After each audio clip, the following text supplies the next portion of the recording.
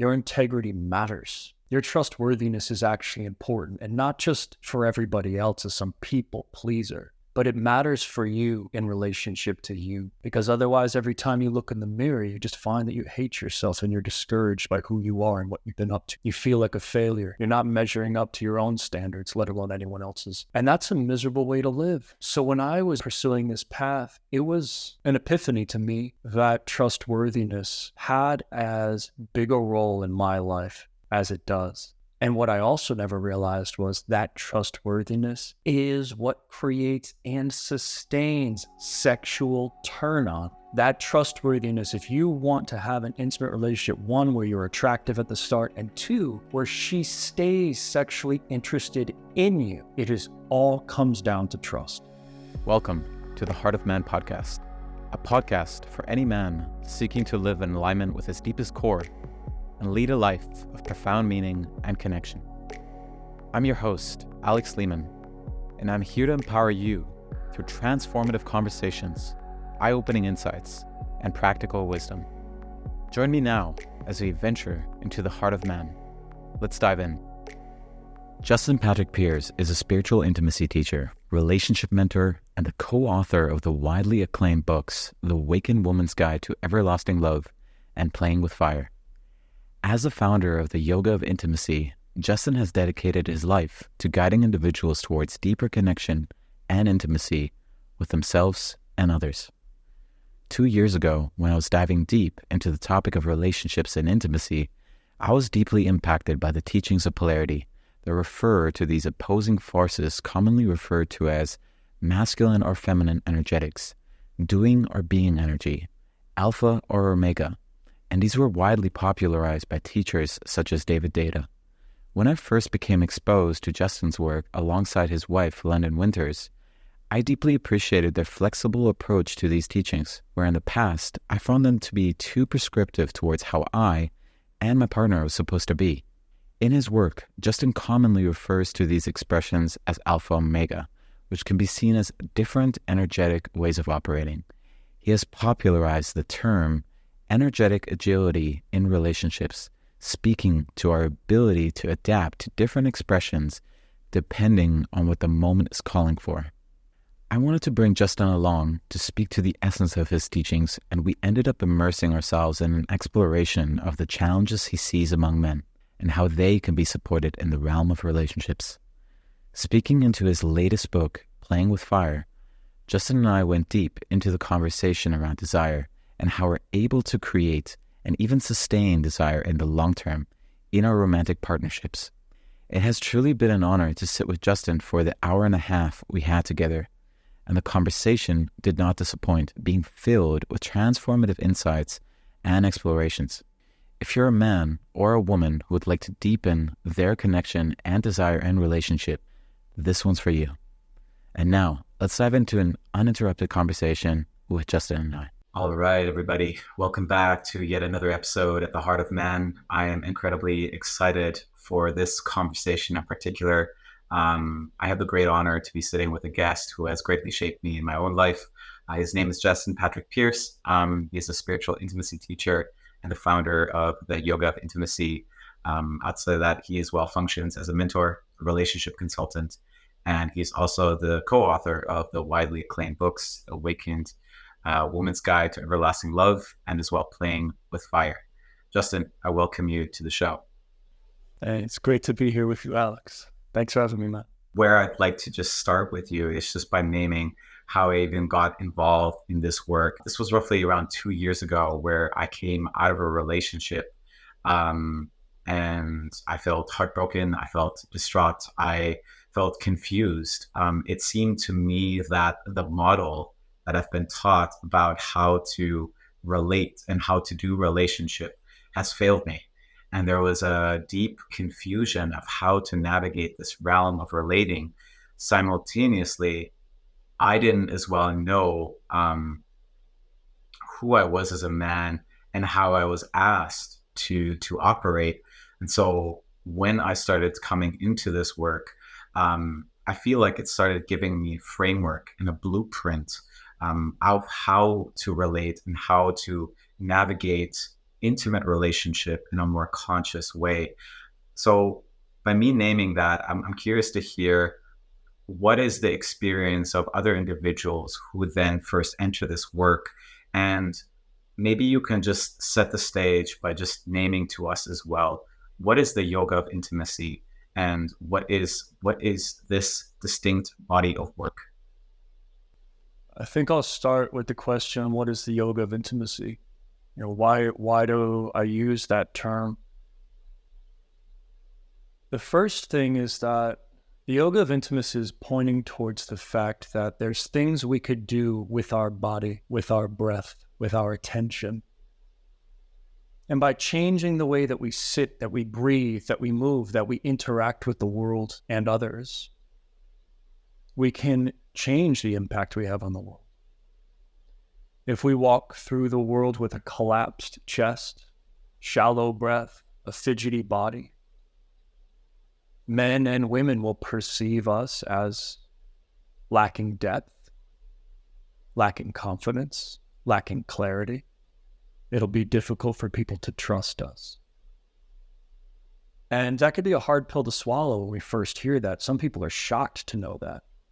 But anyone listening to this knows how quickly your mind judges others when you see them. It takes only a couple of seconds to look at someone and judge their character. Is this person safe? Are they dangerous? Can they be trusted? Is this person beautiful or is this person ugly? Is this person mean or kind? The mind is constantly doing this sort of sorting. And when we get into intimate relationship, certainly at the beginning, at the dating level, this is happening, but even in long-term intimate relationship, our body language is greatly impacting our intimate relationship. The things we do and don't do, the way we sit, the way we move, the way we fidget, that has an impact on how sexually attracted she's going to be to you. And every time we behave in those ways, we depolarize the connection, or we're losing trust by the ways that we speak unconsciously, move through the world unconsciously. So the yoga is a moment for us to recognize, hey, can I first just become aware of my own body and what my body's doing? Am I able to sit in a way that has my woman trust me more, or just has women in general trust me more? And the answer to that question is yes, absolutely yes. You can change the way you're sitting right now in a way that women would find you more attractive immediately, whether it's random women or your intimate partner. And this is what I do. I get groups of men and women together and I demonstrate this in real time. I'll have a man sit in front of the room, make a few adjustments to his posture, and I'll say, women, how many of you think this man is more attractive now? Every woman in the room raises her hand. He's more attractive now. But in a couple of minutes, he'll go back down into his collapsed posture and a shallow breath, because it takes time to stretch your nervous system into these new ways of being where you can confidently embody who you are. That's what I love about the work. This isn't about becoming some caricature of yourself, some fake persona. It's about how do you take up your space that you rightly deserve in this world? How do you sit with that confidence for who you are and speak from that depth, breathe from that depth? That's the confidence that we all know is attractive in intimacy and sex. So the yoga of intimacy is first and foremost about us waking up to that fact. My body is playing a huge role in how my relationship is going right now. How attracted these partners or this partner is to me right now. My body's playing a role in that. And most of us don't recognize that. So one is the focus on embodiment. The second reason why it's called yoga of intimacy is because yoga is a practice that aims at union, a kind of spiritual union, non-separateness, to merge completely with the divine. And that is absolutely what this body of work is about. It's a path towards spiritual liberation and using sex and relationship as a vehicle to awaken us to that liberation. I'm curious to hear how can we translate that as well for anybody who's listening in? What would that look like as an example to begin showing up in a way that is more trustable, and as well show up in a way that is more, that would, I'm going to say, be an advocate for intimacy and as well sexual connection. I keep hearing you use this word trust and the importance of trust and impeccability. That concept of trust and trustworthiness was completely alien to me when I was in my early 20s. I lied, I cheated, I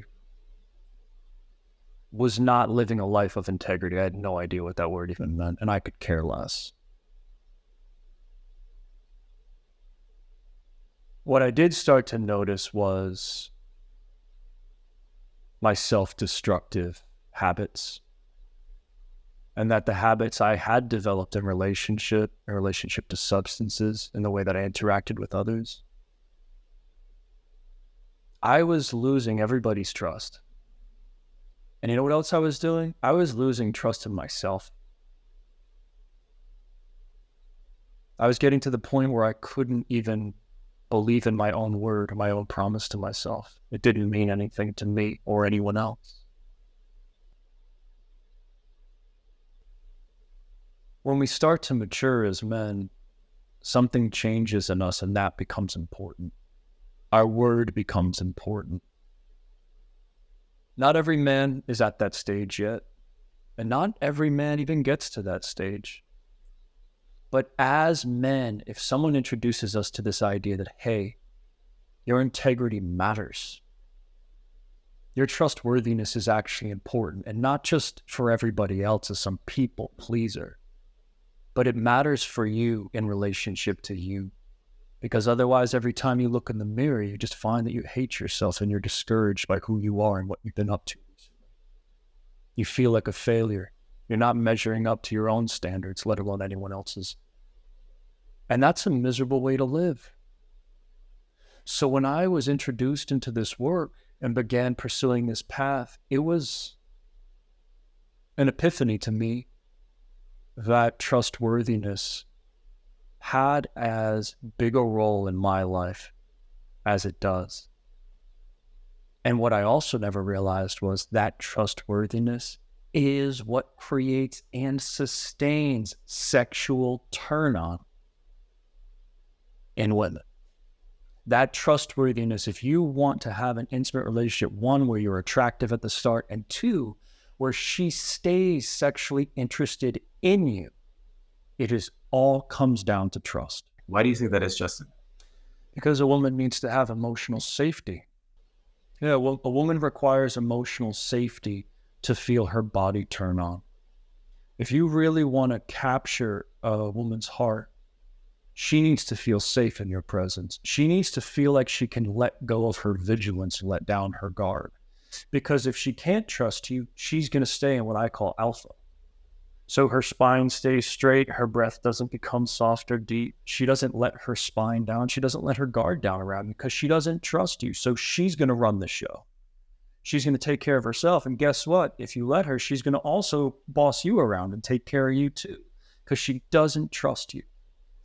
So that's an incredibly depolarizing situation for a man to get into. And a lot of men end up there. They end up depolarized with a woman who's highly alpha in a relationship. And he wonders, how the fuck did I get here? What is this? Well, what it really boils down to is the fact that she doesn't trust you. Maybe she did at the beginning, but over the months or years, trust has been eroded. And because it's eroded, she now relies on her own alpha, and she refuses to soften in your presence. So what a man gets as a result is a hard woman, a hard, impenetrable, sexually unavailable woman. That's how important trust is. Within this conversation, can we just weave in this subject matter of alpha and omega, just so the listeners as well have an understanding of these, I'm going to say, two main principles that can come up and show up in relationship, and how those as well impact our, the polarity between the two, the magnetism, the attraction between the two poles. So in my work, I don't use the terms masculine, feminine. I use the terms alpha and omega. Alpha would be associated with the masculine, and omega would be associated with the feminine. But the reason why I use the terms alpha and omega is for very important reasons. And it's not just some kitschy, let's use new words and replace these definitions. That's not what it is. It's something more subtle. It's pointing to the fact that these qualities you can embody, let's say as alpha, they truly have nothing to do with your gender. They have absolutely nothing to do with your gender. A woman can embody all of those qualities, and a man can embody all of those qualities. Now, we can have a preference and say, well, it's wrong for women to embody those qualities. Okay, you can say that. But biologically, there's absolutely no limit. There's no biological limit for a woman to embody alpha. Because alpha is consciousness. Alpha is not manliness. And that's really what the heart of these tantric teachings were always about. These weren't prescriptions for how to be manly or womanly. They never were. They were never intended for that purpose. Shiva and Shakti are metaphorical. They're an analogy to help you try and understand something that is esoterically complex and subtle. But most people can't grasp those deep concepts, so when you put it in a story about Shiva and Shakti, it's simplified and everyone goes, Shiva's a man, Shakti's a woman. Got it. This is very important in the sexual yogas because if we're actually using this practice for liberation, we need to understand what these points are really trying to communicate here, and that is crucially important. So what does alpha mean? What does masculine really mean? It means consciousness, pure consciousness, absolute consciousness, beyond gender, prior to gender, pure awareness. So for anybody who may not grasp the term consciousness, what are you referring to?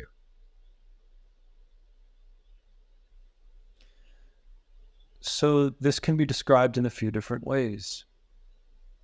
First, we'll take a very simple example. Imagine looking in the mirror and seeing yourself. And if you really just took a moment to look into your own eyes and see you, and as you looked into your own eyes, you were looking for you. Like, who is you? What is you? And if you really sit with that question, you'll realize you're not your face, because your face is always changing. Your face has changed from the day you were 1-year-old to 5-year-old to 13 to 20 to 30 and so on. So your face keeps changing. There's nothing constant about it. Your body keeps changing and growing from child to adulthood. So are you the body? This thing you feel that you are? Are you in fact this body? And when we identify the part of us that is consciousness, we recognize that every time we've looked in the mirror of our life, it's always been the same us. It's always been you looking at you. It didn't matter how old you were. It was always you looking at you. So let's take this a little deeper. You're looking in the mirror and you also are aware that your emotions are always changing. The way you feel is always changing. Sometimes you're upset, sometimes you're happy. Sometimes you're joyous, sometimes you love your life, sometimes you're in a hole and you hate your life, you're miserable. So your emotions are also always changing, but you are still the same. It's still the same you. You also can observe your mind and your thoughts. Your thoughts are always changing. So what we begin to notice is the body's always changing, the emotions are always changing, the thoughts are always changing. But there is this constant you, this observer, this subject that does not change, that is always observing objects, the object of your body, the object of your emotions, the object of your thoughts, of your mind, of other people, of the world. The part of you that is that pure awareness, just the observer, the one that feels constant, that is consciousness, pure awareness. And when you really sit with that, you begin to recognize that consciousness has no qualities whatsoever. Sometimes we think, for those of us who can hear the voice in our head, we think the voice in our head is us. But when you sit with this meditation and inquire into it, you recognize you can observe the voice in your head.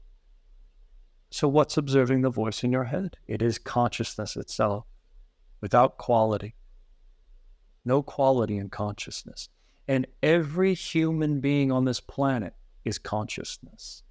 Men aren't more consciousness than women. That's not true. They may have a tendency, a biological tendency, to identify with those attributes and behave in ways that identify with their consciousness. But men are not more consciousness than women. We are both consciousness. That same quality of consciousness shines through us both.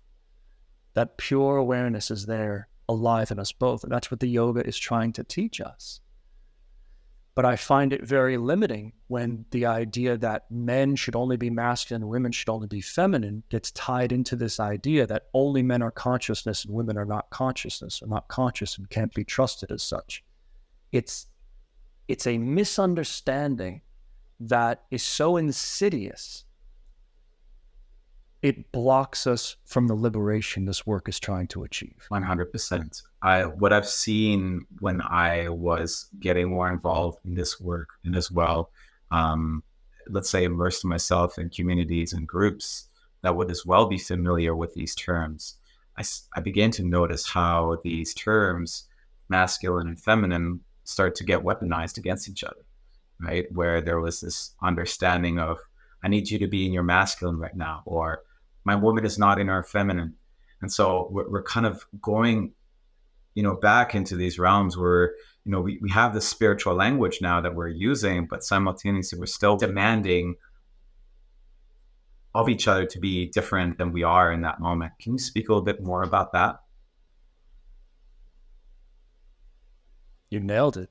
This is one of the primary reasons I had to go looking for another solution with my partner, because I was seeing that same pattern as well. I was watching these teachings be misunderstood and weaponized, and the whole narrative of, I'm not masculine enough, you're not masculine enough, I'm not feminine enough, you're not feminine enough. What is that? What is that nonsense?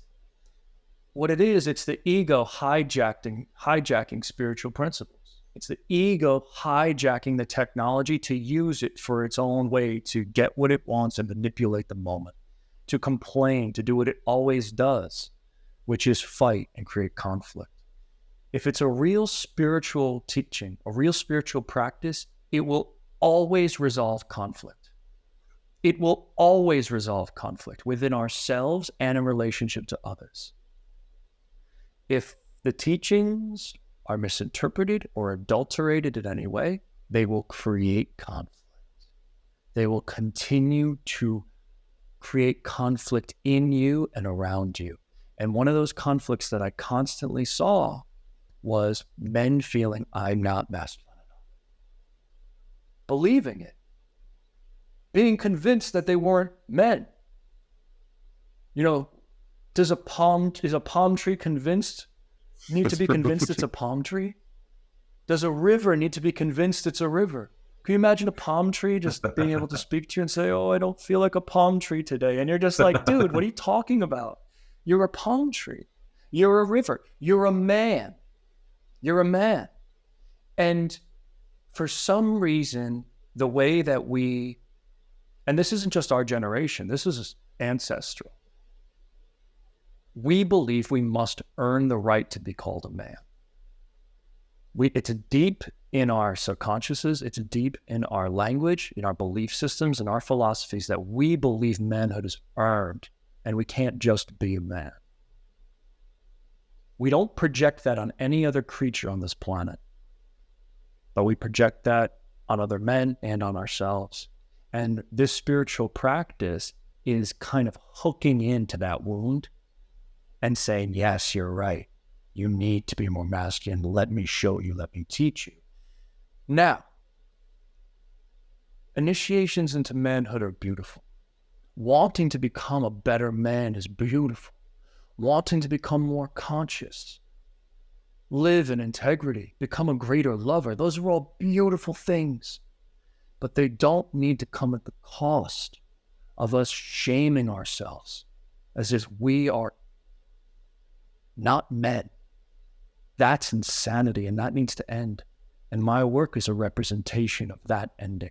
So right at the start, I don't let you begin to think and behave in those ways. I untangle that night right at the start, and then we work with the real issues and problems that come instead, because there's still going to be tons of knots to untangle.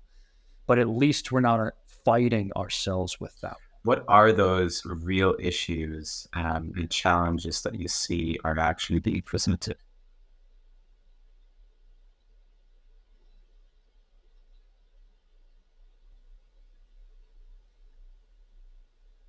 As I discuss in depth in our book, Playing with Fire, we identify the core attributes of what we call a terrible lover.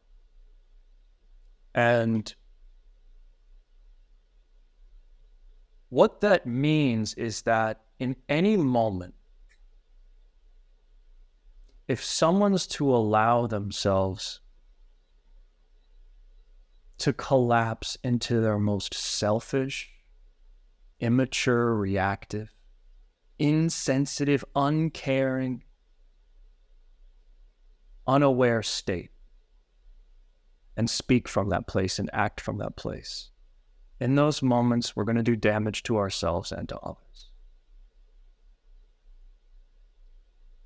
And so I always ask men and women, I say, how many of you in this audience wants an intimate partner who's unaware, insensitive, highly reactive, untrustworthy, unloving, passionless, distracted, and completely selfish? How many of you in this room want that partner? And not a single person raises their hand. Now, in that same room, two men and women, I will say, how many of you want a partner who's aware, sensitive, non-reactive, loving and worthy of trust, highly passionate, completely present and devotional, capable of living beyond selfishness? How many of you in the room want that? And every single man and woman raises their hand and says, that's exactly what I'm looking for. I don't want just one of those qualities in my partner. I want all of them. And in fact, I want all of them in me. So that's what my work is about, is how do we become a masterful lover? How do we live into those principles and actually train each one of them, not just as ideas, but you put them in your body. You sit as that. You breathe as that. You speak as that. You make love as that. You drive the car as that. You talk to your partner in the kitchen as that. You parent as that. You work as that. You live as that. Who do we become when we start living by those principles? You don't become me. You don't become some ideal. You become the greatest version of you. You become the most beautiful, radiant, conscious version of you. And that's what we're here to support. So in that journey, what we always have to do is consider, in what ways am I unaware? In what ways am I still insensitive? In what ways do I behave reactively? How am I still distracted and not present?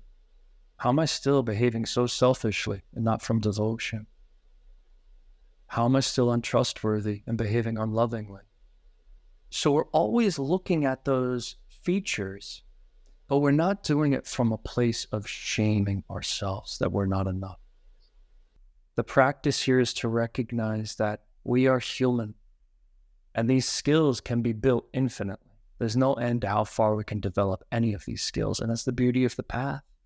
You're always progressing and developing them, but there's no need to shame yourself along the way. There's no need to judge yourself along the way. There's no need to submit to being less than who you know you are destined to be in this life. Justin, I love this. And it's as if I am listening currently to the listener who is listening to you. And the sense I'm getting is they're saying, this is all great, Justin. I love all this. But from what I know with a lot of men that I speak to is that there is this constant judge, this constant aspect of them that, as you said, judges their experience, where there is this sense of implosion, where they're constantly berating and attacking themselves. And there's a deep, I'm going to say, texture within the masculine psyche for many of us, one of failure. And I know as well, I've heard you speak to the fact that like this failure or this fear of failure can actually be used as an access point for our growth, and doesn't actually have to be something that is debilitating. And when I first heard that from you, it was incredibly profound. Perhaps you can speak a little bit more about that and how men can navigate that internal judge that judges their experience.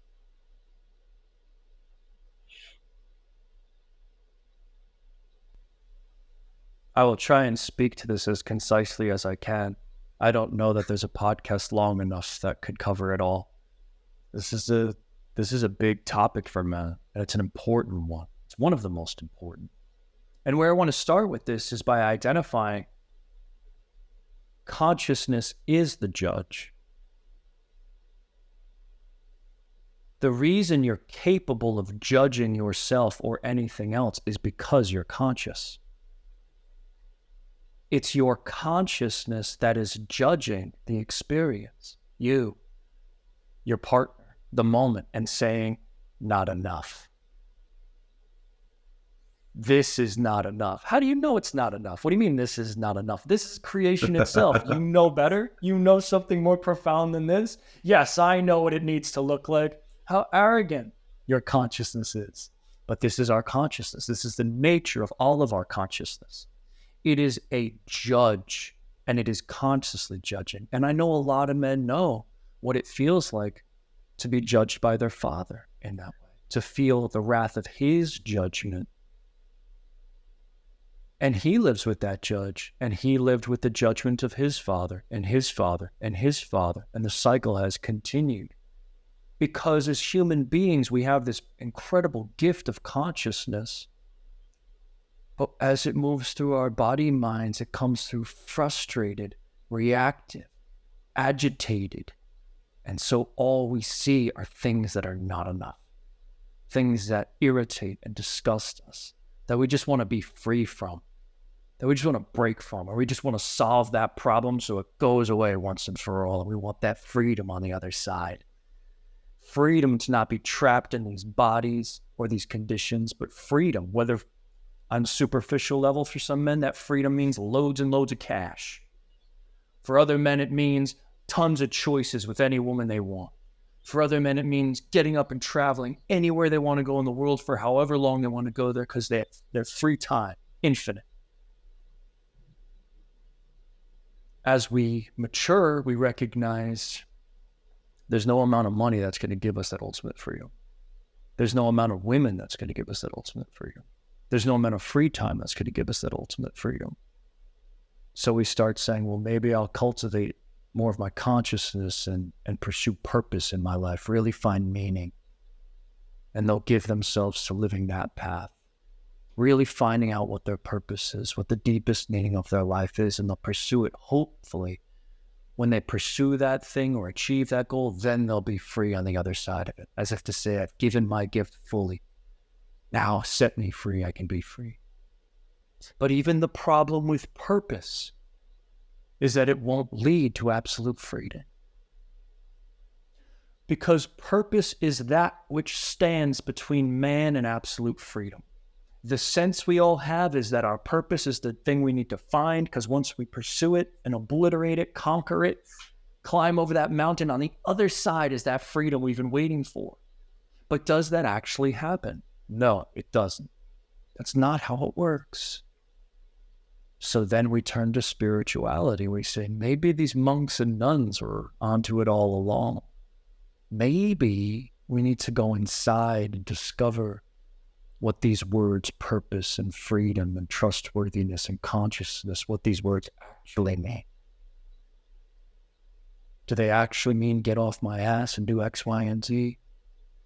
Or is there something deeper here? Is there a real kind of liberation that I can know right now in this moment, that I can feel free while I'm alive and I don't have to wait for death? Because in all of our movies, I love the movie Braveheart. I know a lot of men do. I love the movie Gladiator. I know a lot of men do. Those movies are about man's pursuit of freedom. Fighting for freedom is what it's all about. And we love that. Our manly egos go, oh my yes, that's what a great man is. That's how it's supposed to be done. But let's look at those stories. Neither one of those main characters found freedom in their life. Their life was fight the whole time. And the whole symbology in their deaths in those movies was that when they died, they achieved that freedom. That in death, they were finally free. But is that all that we could possibly ask for in this life? And what I find that meditative and yogic philosophy has always been about is saying, no, you can have freedom now.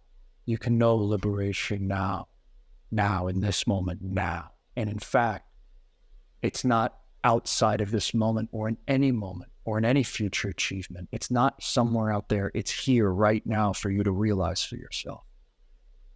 And that's why we cannot forget that as we may pursue something like a masculine practice or sexual polarity or spiritual intimacy.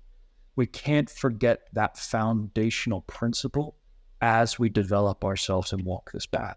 I feel like you've described this challenge that a lot of men experience in this consistent, incessant pursuit for freedom very beautifully.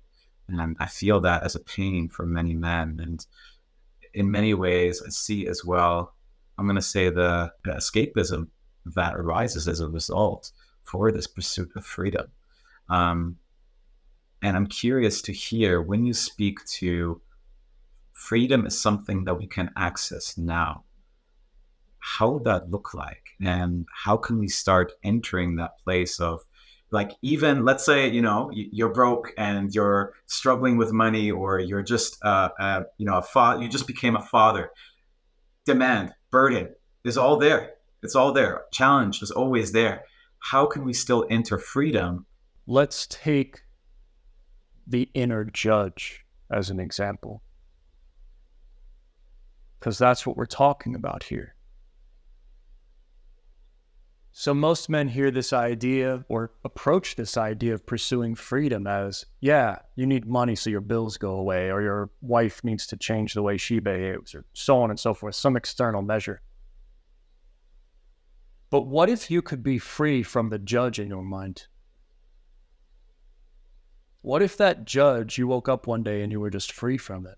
That judge wasn't there anymore. That inner critic telling you you're a failure and that you're not enough. Judging you and judging your situation and judging the moment as not enough. What if the judge was the one you became free of? Would anything else need to change? Would you need to change? Would your situation need to change? That's where we start doing the deeper inner work. We're recognizing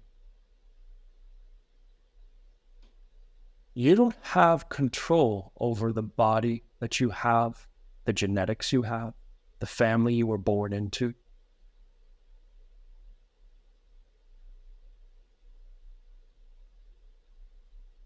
That's what a lot of the old traditions would call karma. We have no control over it. Here we are, arrived in this situation that we did not choose for ourselves. But here we are. Now what? Well, in manly culture, we say, well, fuck my situation in the world, and I'm going to get what's mine, and I'm going to climb out of the projects or climb out of this situation. I'm going to get billions of dollars. I'm going to get jets. I'm going to get women. I'm going to get this, and then I would have conquered. And we're all like, yeah, that's amazing. It's such a cool story. Who doesn't want to see that and achieve that? We all do. We all want to. But are those folks freer as a result? No, they are not. They're not freer. They create their own kind of prisons. Money becomes a prison. A loveless life, a life of lies, a life of addiction, a life of violence that they continue to commit on others and themselves. So the suffering continues. There's no real liberation there. And that judge may still very well live on in their minds, that judge of themselves and judge of others. They're not free of that. So their conditions become what you imagine would make everyone happy. But we know at this point in our culture that money cannot solve that and does not. We all know people who have a lot of success. Are they, in fact, more liberated, living better lives, having better relationships as a result? I don't know. I've worked with people of all walks of life and seen behind the scenes of their intimate relationships. And they all suffer. They all suffer. So our work as men is, what am I actually trying to liberate myself from? What can I? What could I? This judge in me that doesn't ever seem to go away. Can I be liberated from him? And if I am liberated from the judge, what starts to happen is when you stop judging yourself for who you are and you allow yourself to be who you are as you are, what replaces that judgment is a compassion, is understanding, is grace, is a love, is compassion for who we are and all of our limitations and imperfections. That's what compassion is. That's what unconditional love is. It's a love that doesn't need ourselves or anything else to change before we start loving. That is liberation. And that's why what I teach in my work is most men are trying to pursue freedom to get free. And it doesn't work that way. Because so long as you're pursuing freedom, what your confession is that I'm imprisoned right now. And I don't like what this is. I don't like what I'm feeling. I don't like what I'm seeing. I don't like the situation. I need to get free of it. And you can't get free from your prison. There's no activity or achievement that's going to free you from that psychological prison. You have to recognize that notion, that irritating belief and feeling in you is the prison. So when we actually begin to allow ourselves in the moment to be as it is, and this was the key teaching that Gautama Buddha brought to the world 2,500 years ago. He brought this critical piece of equanimity into meditative practice. It was his contribution to the world, that equanimity is the way to liberation. Equanimity is the way to liberation. Here's how to practice it. Equanimity is the way. And people began becoming liberated. Because what is equanimity? It's I allow. It's I allow. It's I allow. And naturally from the allowing, what first happens is as we start this practice, is you'll start allowing, and then you'll feel all the feelings you've been trying to avoid. And everything becomes very uncomfortable and intense. You go, oh shit, I don't want to do this. I don't want to do this. I don't want to. So you start reacting again. But if you just learn to abide in equanimity, I allow, what starts to happen as you give permission for all of those things to be as they are, all parts of you to be as you are, all feelings, all thoughts to be as they are, we begin to naturally develop compassion. And that compassion naturally starts to become an unconditional kind of love. I'm noticing this inclination inside of me to consider perhaps a practice of how, I'm going to say, our listeners can start cultivating that quality of equanimity, as you said, as allow.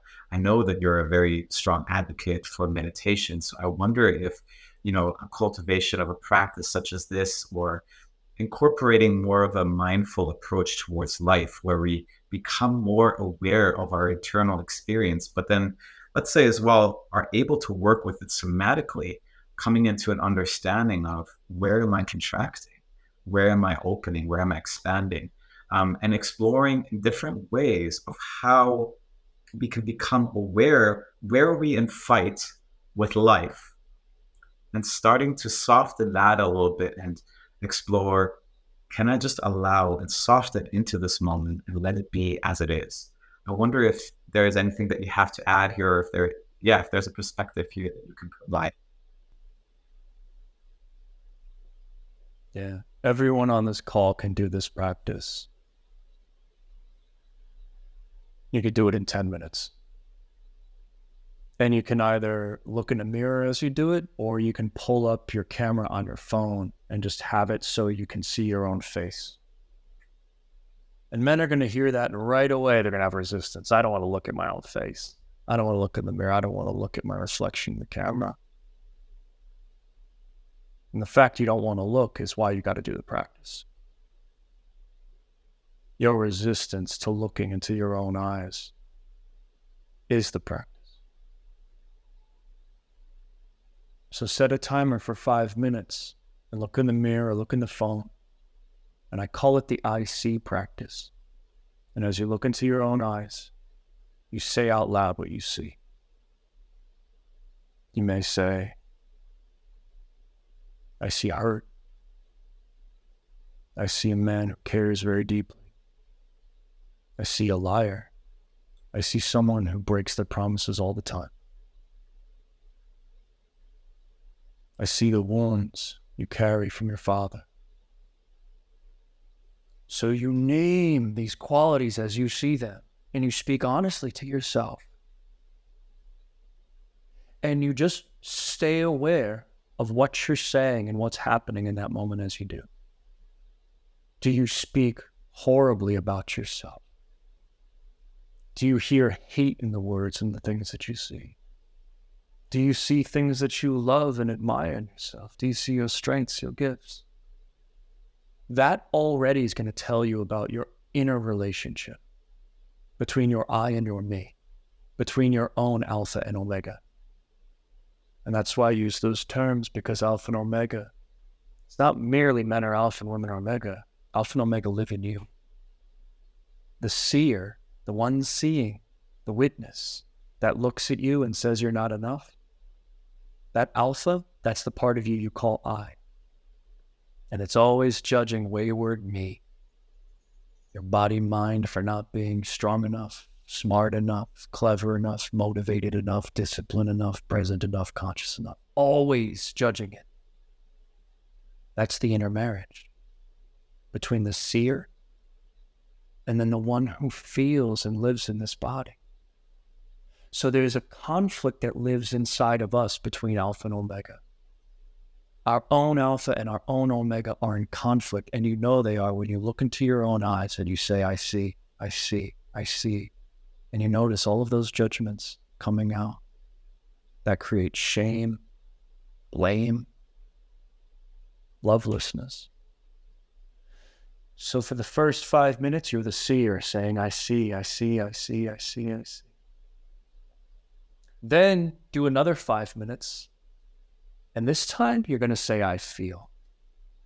And rather than just coldly looking into your own eyes, actually feel into your own body and heart and ask yourself, what do I feel right now? And some men might say, I feel nothing. That used to be me. I used to be convinced that I never felt anything, that I didn't have any emotions, or maybe I only had 3 emotions, particularly when I was deep involved in the masculine feminine work. I was so disconnected from my own feelings and so insensitive because I thought that's what it was to be masculine.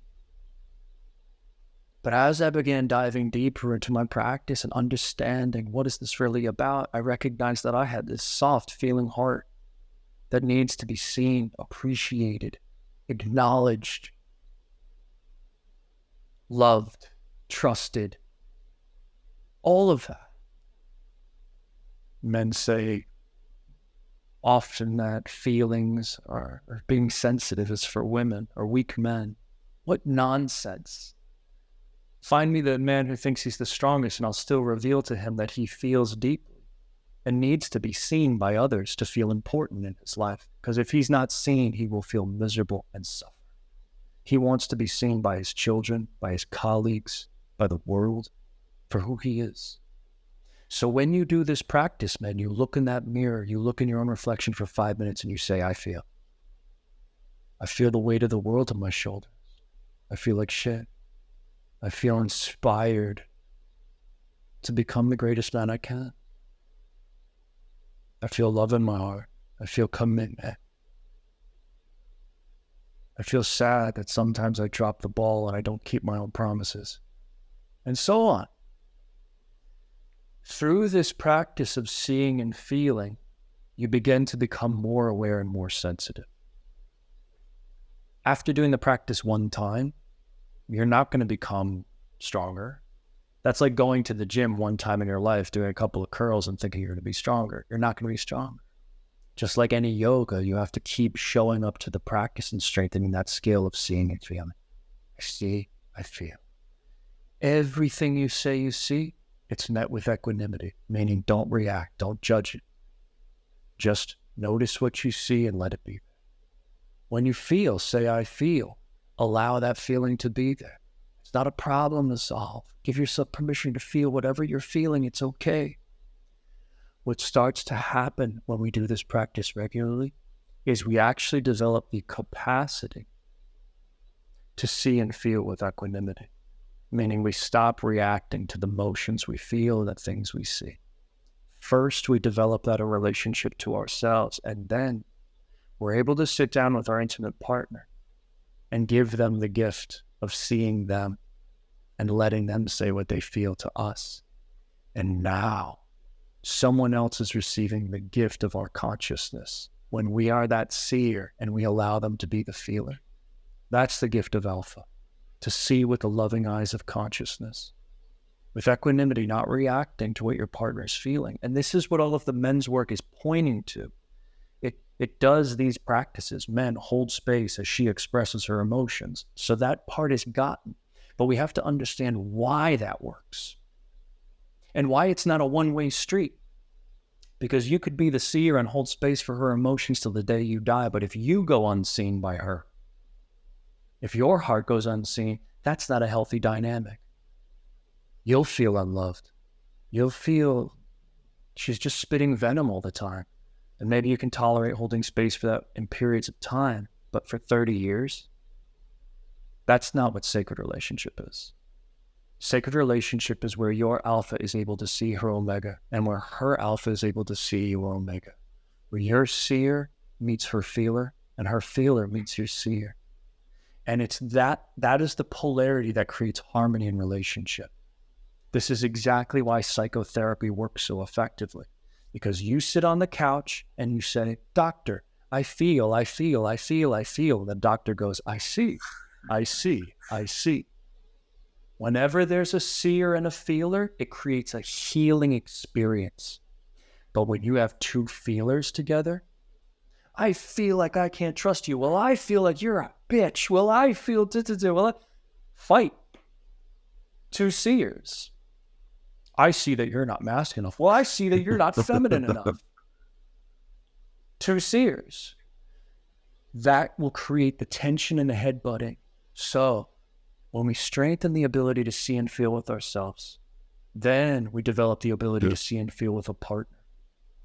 You develop the awareness and sensitivity to notice in any moment when you're seeing or feeling and when your partner's seeing or feeling, and create harmony out of any experience that you might find. If a fight suddenly crops up, if your partner has a lot of feelings, if you just bring the seer and say, I see that what I said hurt you really badly.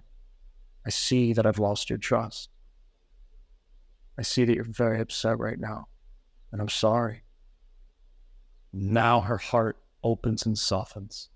But if you say, well, you, and your judge comes in, ruin the moment, more conflict. You're not being feminine enough right now, whatever it is. No. So everyone on this call can begin developing this strength now. Do 10 minutes of practice, do it regularly. I see, I feel, and become more aware, sensitive, and non-reactive. So much of what you said, and such a beautiful practice. And I can imagine as well that, this will really touch as well on some of those edges. And a few things stood out for me when I heard you. First of all, just the emphasis of, I heard you speak of this inner marriage. And that was kind of the word that really stood out for me. Really cultivating that relationship between as well the internal seer and then as well the internal feeler. And I'm going to say for most men, there is this strong seer, which kind of expresses itself through judgment. And the image that's present for me is kind of this collapsed feeler that has no space, that has no opportunity to actually express. So what I'm hearing here is really cultivating that harmony, which then as a result will express itself as well in your intimate relationship.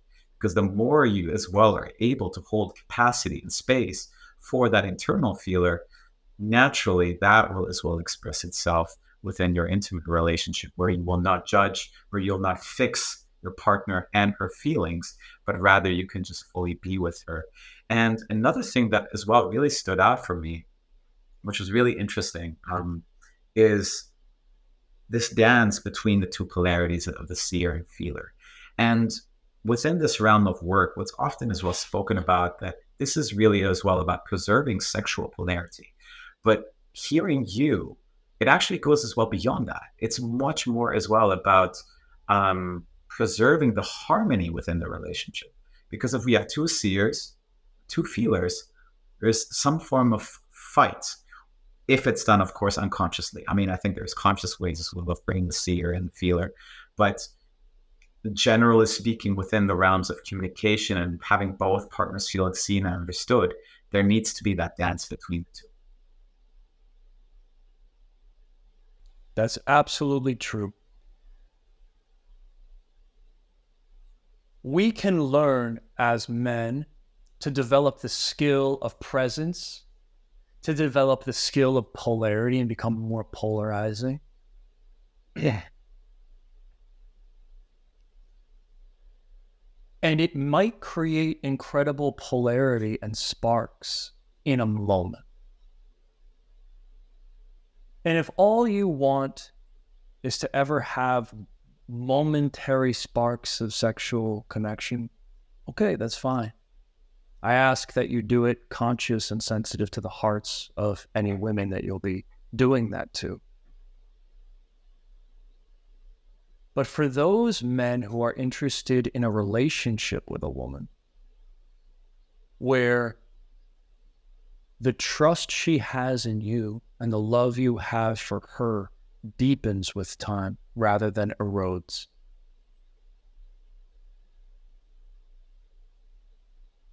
as I was describing to you earlier, in these communities where people practice masculine and feminine techniques and the work gets hijacked by the ego and we start getting into those traps of you're not masculine enough, you're not feminine enough, those relationships can only last so long before they burn to the ground. Because they have all polarity, fire, but they're absent of the love and trust between those two partners to keep showing up moment to moment to moment. And that love and trust has to be mutually experienced. It's not one partner being trustworthy, it's both partners being trustworthy. It's not one partner being loving, it's both partners being loving. So if we're interested in having an intimate relationship that's able to withstand the test of time, a connection where the love and trust between you and your partner is actually deepening and becoming richer and more interesting and more erotic, how do you do that and at the same time keep that fire or that spark of sexual attraction alive in that mixture? This is what the entire book of Playing with Fire is about. Because to hold those two things at the same time is actually a paradox. And we'll talk about that. So in the book, there's what we call the lower triangle, which is awareness, sensitivity, and equanimity. I see, I feel, I allow. That's the lower triangle. That is the foundation of any effective meditative or spiritual practice. If you don't have those elements in a spiritual practice, you are not getting liberated. That wisdom is 2,500 years old. It hasn't changed. Awareness, sensitivity, and equanimity are the path to awakening, to liberation. If you take equanimity out of the picture and it's all reactivity, no one's getting enlightened here. No one's waking up. So that foundation at the bottom of awareness, sensitivity, and equanimity of I allow is training our capacity to rest in the depth and allow the moment to be as it is. Now, when we pursue that completely, like give our lives to it entirely, we might end up in a monastery as a monk or a nun. We might become celibate because there's no desire left. There's no fire of reactivity. There's no wanting. And we might, put on a diaper and go sit in the sand, never touch money again, and bless those saints and sages like Ramana Maharshi, who lived such a path, who helped awaken the world as a result.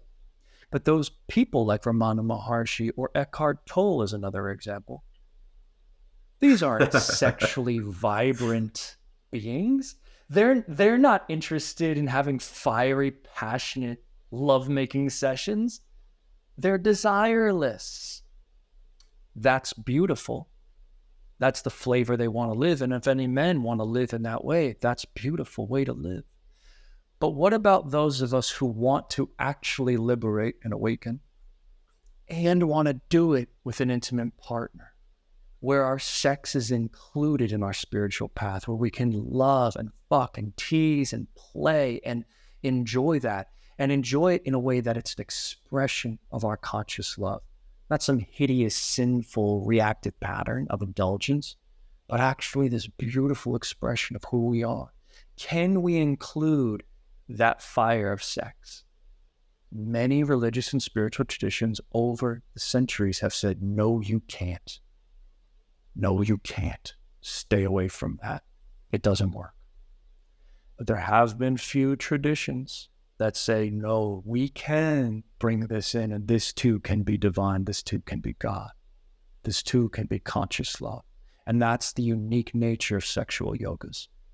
It's marrying this understanding of spiritual enlightenment with now bringing in the fire of want.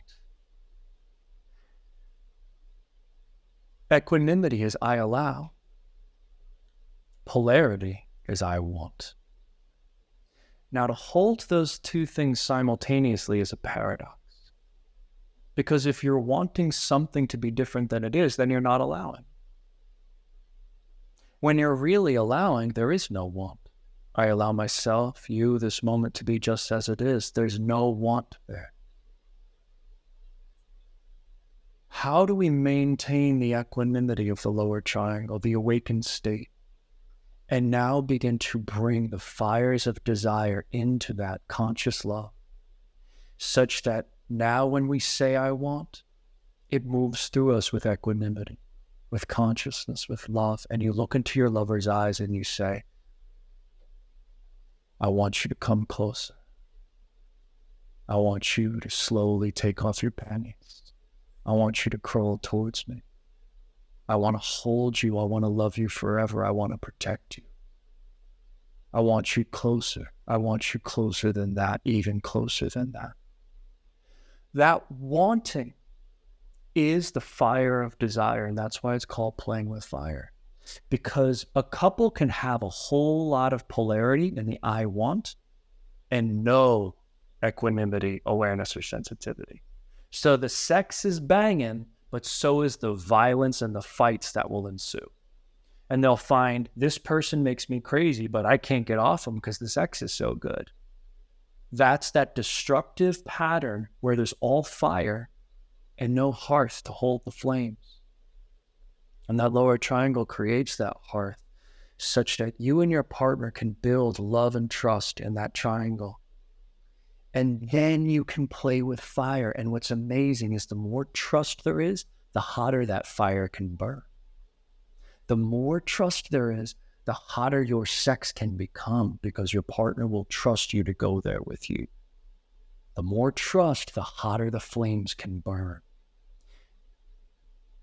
If you don't have a hearth, that fire will burn down you, your home, and your life if you let it.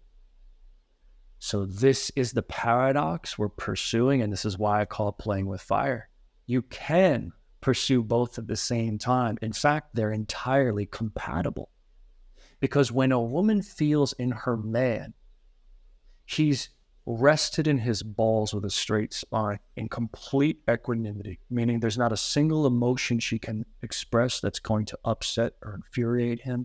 There's not an emotion that he could feel that's going to upset or collapse him. He's able to be with all of it. That's sexy, first and foremost. Add to that, now this man who's in complete equanimity is also in equanimity with his sexual desire. and he breathes fully into his bowls. And as his cock gets hard, he lets it. He breathes fully. And as he sees his woman in front of him, he can say, I want you. I want you closer. I want to get on top of you. I want you over here. He can say all of that, but he doesn't react to any of it. He stays rested in his spine. He stays leaning back rather than leaning in. And what she feels is, holy fuck. I can feel his desire and his restraint. I can feel his fire and his mountainous consciousness. And I have all the timing in the world to open as I need to. That is the most ecstatic sexual experience you can create for a woman. And when you learn it through this paradox, you will always know what's needed to create that experience for both of you. And this is how it becomes not only a spiritual practice, but also the hottest sexual experiences that you can have. Wow. I'm so glad that you weaved this conversation now around playing with fire. And I've heard you as well in the past speak about the fact that your woman does want your desire. Simultaneously, she wants to feel that you don't need her. And it's that paradox of dancing between both. So I have a two-part question for you. First aspect is, I'm noticing this aspect of me that wants to maybe bring more language to this dance and maybe more into the conversation around archetypes. When I think about equanimity, I associate it with that light masculine Jesus type archetype. When I think about desire, playing with fire, I feel that aspect of the dark masculine, which is much more about penetrating, ravishing, claiming, taking with heart at the same time. I'm wondering if that deeply resonates with you. That's the first aspect. And then the second aspect I'd like to bring in is desire, especially sexual desire, among as well many men, is, from my experience, often repressed, suppressed, in shadow. We don't have a healthy, I'm generalizing, but generally we don't have a healthy relationship to desire. So how can we start bringing more trustworthiness towards this conversation around desire, especially sexual desire?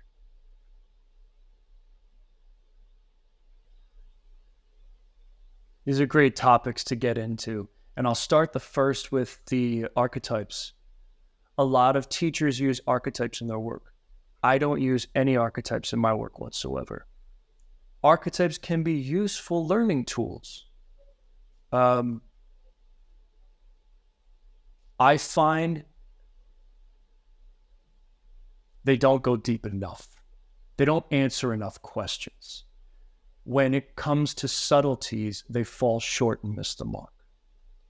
So there's a time and a place for archetypes, but in terms of understanding this body of work at the deepest level possible, I find they're insufficient. So let me explain what I mean by that. What you gathered from what I shared here absolutely could be thought of in those ways. Like, listen, when he's in the aisle out, how saintly, how wonderful, how loving. And now when he's describing his wants, that's that dark energy. Yes, in those examples it was. But what I want to point out is the equanimity can be dark too. And the want can be light as well. I want to keep you safe.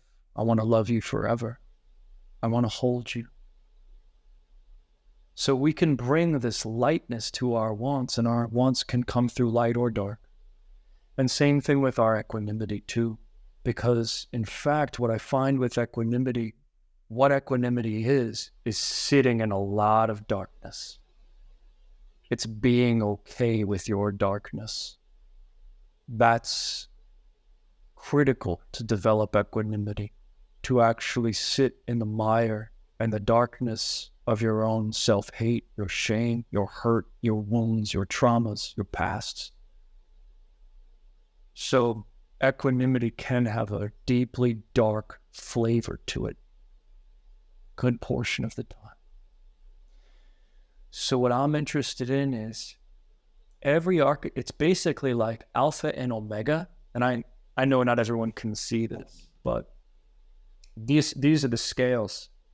So there's 7 different ways we can embody alpha, and there's 7 different ways we can embody omega. And when you understand these 7 scales, it actually starts to make polarity make a little bit more sense for people. Because let's say a man his body can be very alpha, right? So he could be looking alpha, he could be sitting alpha, right? But when he talks, it's very omega. The way his mind works is very omega.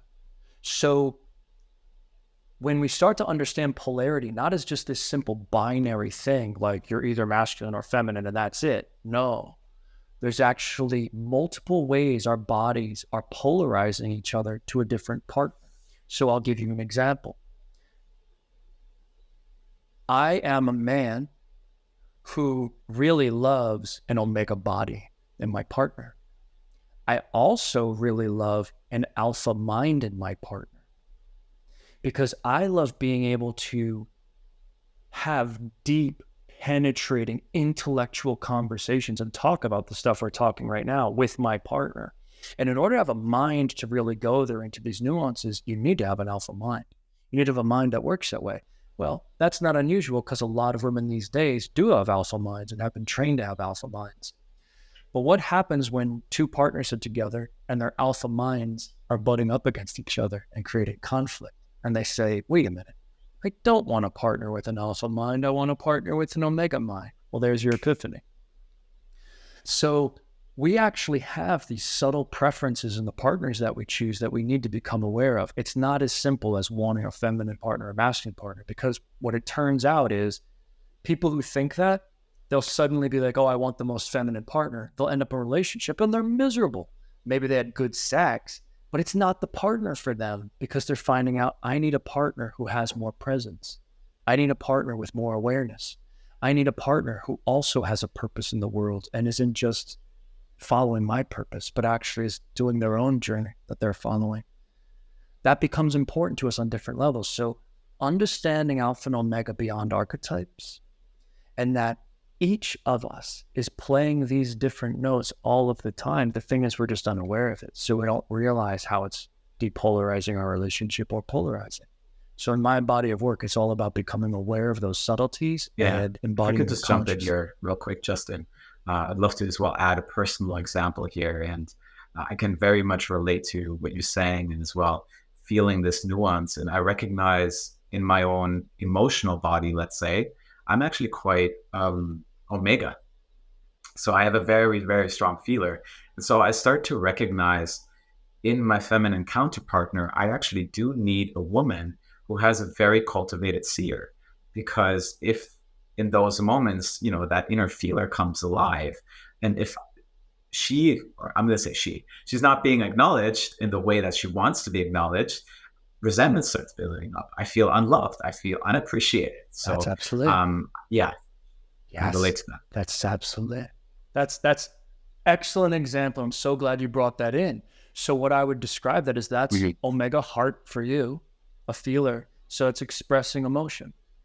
And that's okay for a man to do. I don't know if there's still men out there who think that could be a bad thing, but we got to wake up, guys. You need to express your emotions to be well. Otherwise, you're going to drink and drug and fight yourself into an oblivion. So you got to feel. So you identify that. In your intimate partner, what she would need is not just that seer, but also an alpha heart. Meaning she possesses the capacity for you to feel and actually to hold your emotion without her reacting emotionally to it. So imagine if you were with a partner, every time you expressed a feeling, they would just start feeling bigger than you. Like, oh, you're feeling that? Well, now I feel this. Now I'm feeling this. And you're just like, whoa, I can't share my feelings with you at all. You have no capacity to hold them. There are a lot of men and women like that. So we need to be aware of this nuance.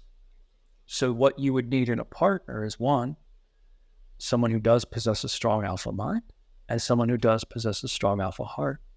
Now, what's wonderful in my body of work is that you're not stuck with one. That woman could also have a beautiful omega heart, and you can also have a beautiful alpha heart. Meaning any time that you're holding emotional space for someone else and not letting your emotions get in the way, you're just emotionally holding space for them to emote, you're an alpha heart. Anytime you're the feeler and saying, I feel, you're an omega heart. And that's what the I see, I feel practice trains in everybody. So we want to develop both those alpha and omega qualities, because when we have them both developed, we're aware and sensitive, present and devotional, right? We're bringing both the gifts of alpha and omega through our unique man and woman bodies. And when you can bring them consciously, you can resolve conflicts and create the hottest kind of love and commitment that you want to create with somebody else. So here, it's not this binary system where you're this or that. These are your options and the things you can cultivate. You're going to have strengths and weaknesses. You know, someone's going to be a better omega heart than a better alpha heart, just the way it is. But everyone can cultivate the capacity. Beautifully put. A lot alive here for me. Just recognizing as well the importance around being integrated within both. And as a result, we can show up, let's say, more responsively as well in relationship to our partners. Usually as well, from my experience, I found that I've attracted women into my life that would to some degree have, I'm going to say, even complementary or opposing qualities to me, which initially, I'm going to say, to a part of my nervous system feels threatening because it feels different. It doesn't feel like, can you relate to me? And then a part of my nervous system is like, this doesn't feel safe. But I've come to as well recognize the gift is actually in the opposite. The gift is in how we complement each other and how we come together, where one partner has a weakness and that weakness in one partner is actually the strength in another. And then it shows up in different ways. So I think maybe just wanting to weave that in as well, just to speak around as well the beauty of opposites, the beauty of complementing each other with opposing forces. Well, I think you said it beautifully. I think you nailed it, and that's absolutely true. Is we can have, and that's the other thing about masculinity that I kind of have a bit of a beef with in the way that most people try and understand it. Because if you're trying to be alpha in every dimension of your life, and in certain dimensions, you're just not trustworthy or competent or capable, for you to sit there and try and fight for that polar position in your relationship based on your ego alone, because you're supposed to be in charge of that, is very destructive to you, your partner, and your household. Why would you arrogantly say that you're great at something like managing finances or accounting or taxes, or, there's so many different things that can come in, marketing, advertising, speaking, writing, it doesn't matter. To have a partner who is also competent and to recognize where you can supplement for one person's strength and one person's weakness and actually create harmony and balance there is entirely what my body of work is about. It's about breaking free of these molds that say we're either masculine or feminine, and if we're not, we should shame ourselves into saying, no, you are a complex fucking creature. And you are both consciousness and you are this intricate body mind that behaves in all of these wild ways, emotionally, psychically, physically. And you can become an artist of that. You can learn how to play your instrument in a way that is beautiful and really creates the life and relationship you want to have, as opposed to just being a victim of not being manly enough or womanly enough. When we learn to harness these gifts, we become masterful lovers. Well, Justin, I feel like we can't leave this conversation without touching just on this, or deepening the conversation around this topic of desire. And I asked you the question around how can we be more trustworthy, or how can we be more conscious around this conversation around desire, specifically sexual desire. And I've reflect as well on my own life, starting to watch pornography from a young age and, ultimately sexualizing my brain in these ways, I noticed that naturally I gravitated towards more this new next hit, anticipation of something new, the novelty. And simultaneously, there was a shame that was connected to that. So I had this aspect of me that feels like it was wild and there was no ability to contain it. And simultaneously, there was this huge shame and this huge judgment around it. And it took me years to unwind that. And I'm curious to hear, how can we do this? And like, for a man who would like to be a bit more equanimous, let's say, with his desires, so he can bring it safely to his relationship, what would that look like?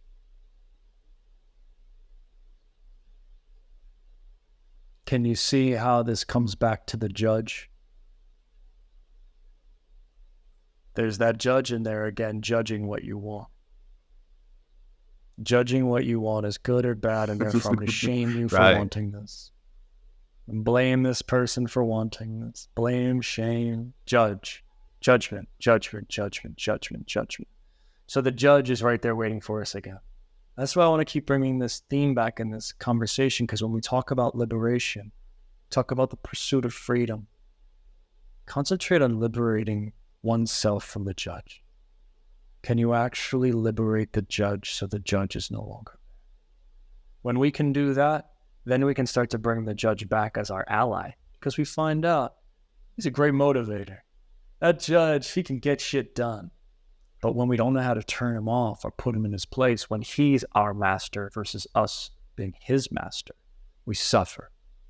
So I can hear that in the question initially. And where we would start is the first thing you do is get out a note, get out a page, get out a journal, and write what you want.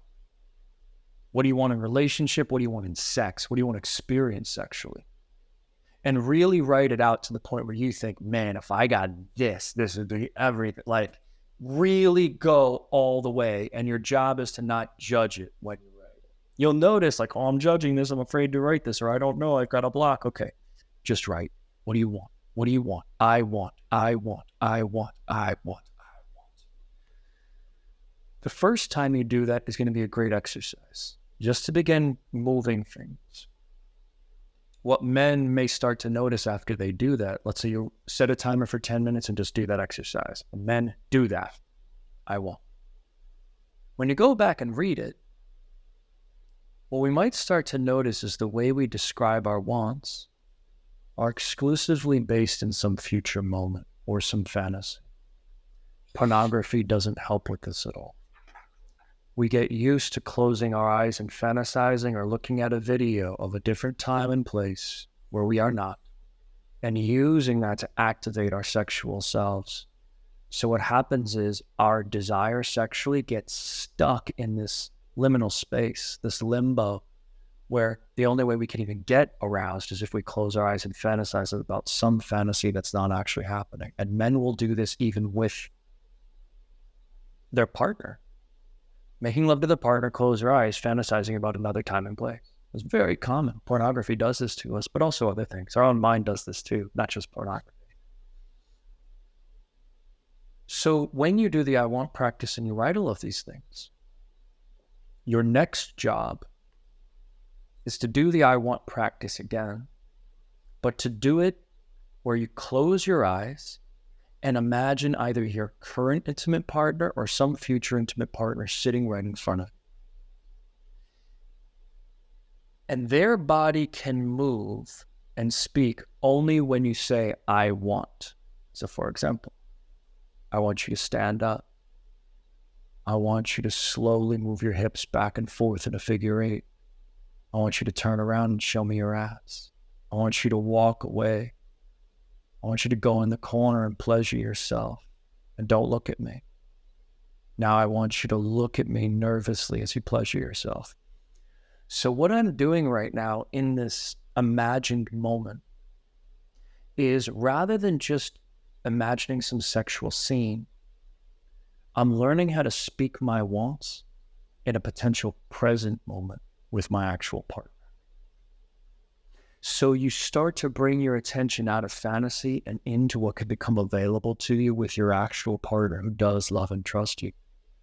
And you would sit there and you would do, when I practice with my intimate partner all the time, those are some of the things I might say.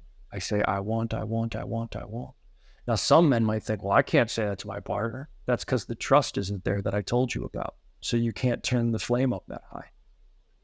So if you can't say those things to your intimate partner and then be excited to show up that way, it means you don't have the depth of trust required to do it. So what you would need to do is develop the I see, I feel.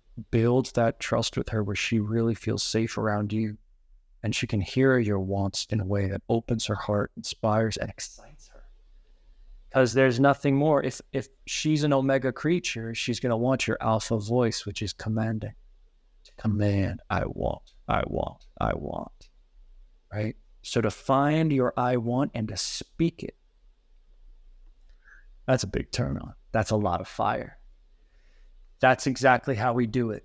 Do it once. Don't worry about what you write. Write anything. Don't judge it. Then do the practice again with your eyes closed. Imagine your partner's there, but you can only speak in the right now moment. So, for example, if you were sitting with your intimate partner, you can say, I want 10 of your best friends to appear right now.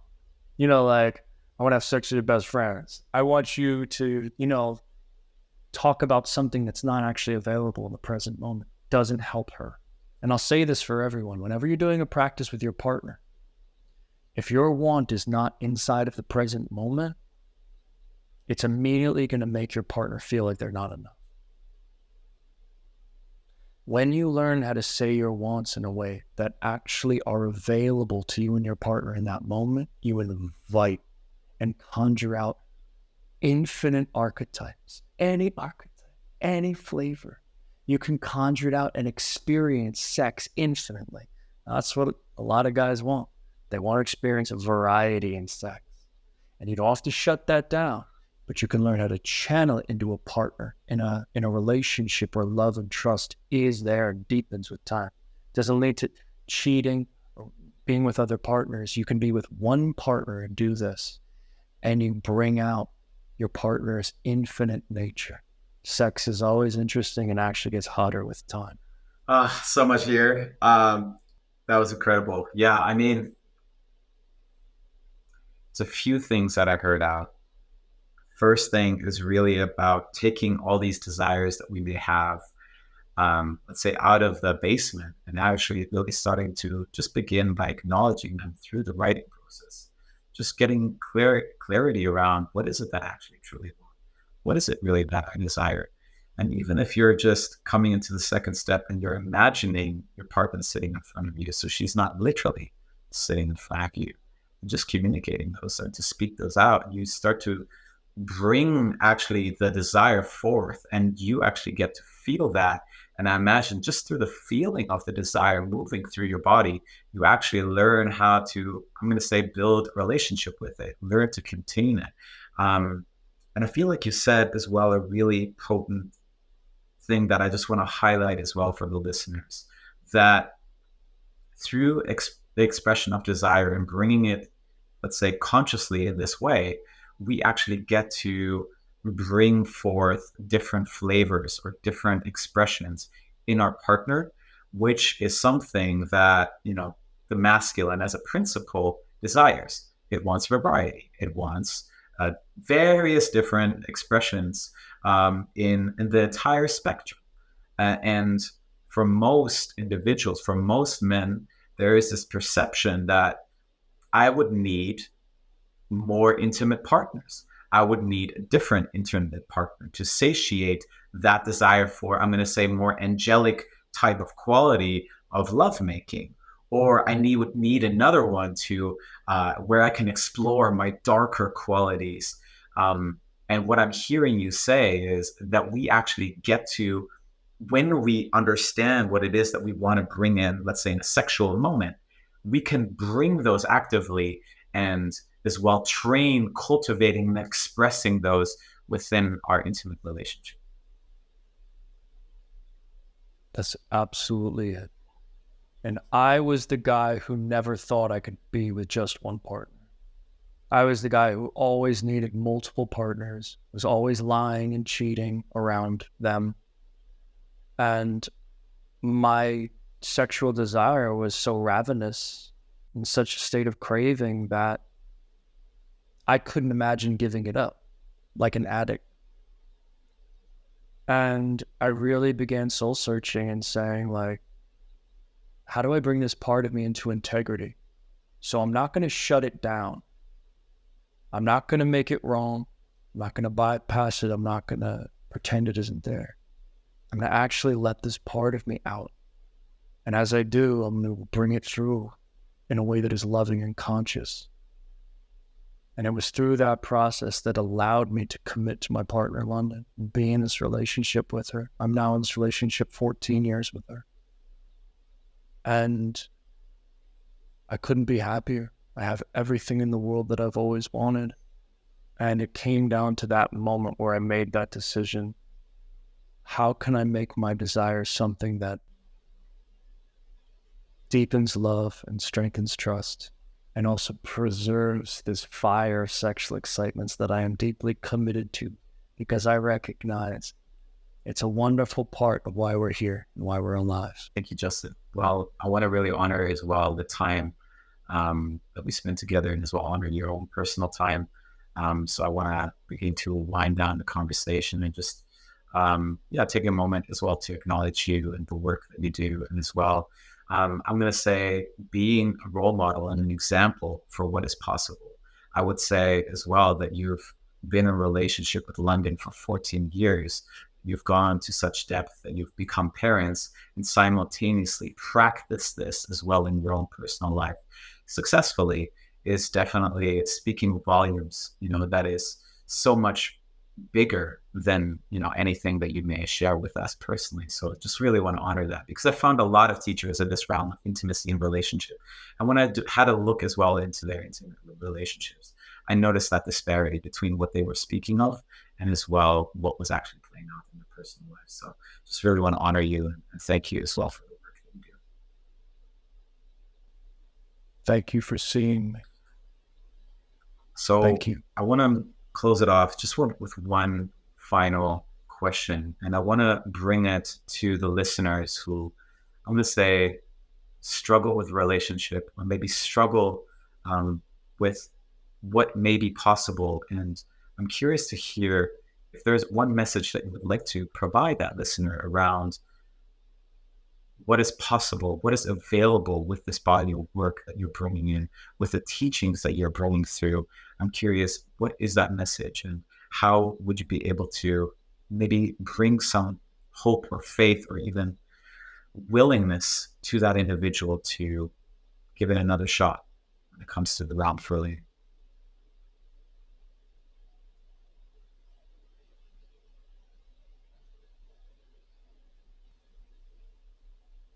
This is a yoga. This is a discipline. This is a spiritual path. If you commit to it, you will change and transform radically. You can become a co-creator of the intimate life you want to have, and it's never too late to do this. And a relationship is never too damaged to do it if both partners are willing to do it. So if you're willing to do it and you have a partner willing to do it, you can navigate any challenge understanding this body of work, because with the lower triangle, you know how to heal those wounds and resentments that exist between you and your partner and restore love and trust. And by learning how to liberate your wants and access polarity, you can have the fire back that makes you remember why you chose this person to be your intimate partner in the first place. By learning these skills, you can also learn it before you're in a relationship and understand how to attract the partner you want and who is the right partner for you, as we discussed earlier, because you have your own specific qualities you're looking for. And I really hate this system of just rating women 1s and 10s and based on looks. I mean, it's just such shit, because I meet so many men who don't choose their partner based on that and don't live that way. Because what I think men really want is they want someone they can deeply love and trust, that they can grow with, that they can deepen with, that they can share thoughts with, that they could feel loved by and trusted and appreciated for who they are as a man through this person. That's what men want. And that's what I want to give all men and women. That's what's possible with this work. Break the cycle of self-judgment and shame. And you can learn these qualities and become a master. Beautiful message to leave our listeners with. Looking on listeners' thought, Justin. Easiest way to find me is my website, justinpatrickpierce.com. All of my events and other things can be found through there. justinpatrickpierce.com. So I'll make sure as well to link that up in the show notes. And yeah, just feeling incredibly grateful and very honored to have had you on, Justin. This was such an incredible conversation, and just want to as well, just personally as well, thank you, for the work that you do, for the work that John Wyman does, and as well, the work of similar teachers that within that realm. You've definitely changed my relationships, and as well, I'm going to say my own confidence in myself that I get to have as well, the depth of intimacy and relationship that I truly want. So for all the listeners here, I just really want to hone in on that, just to name as well how deeply impacted I was by this work. And my high encouragement to you is to check out this body of work and as well similar work in this realm. So for our listeners, thank you as well for checking in today. If you have any questions or insights that you'd like to share, you know where to find me. And until next time, signing off. Thank you for listening to this episode. Your time and attention is truly appreciated. If you enjoyed the show, make sure to subscribe to stay tuned for my upcoming episodes. And in case you know somebody who would find this episode helpful, I encourage you to pay it forward. Finally, if you've personally been receiving value from the show, one way you're able to support this podcast is by leaving a 5-star rating and a written review on Apple Podcasts or Spotify. Not only does this help more people find the show, but it also supports me in bringing more incredible guests on for the future. I'm your host, Alex Lehman, and until next time, signing off.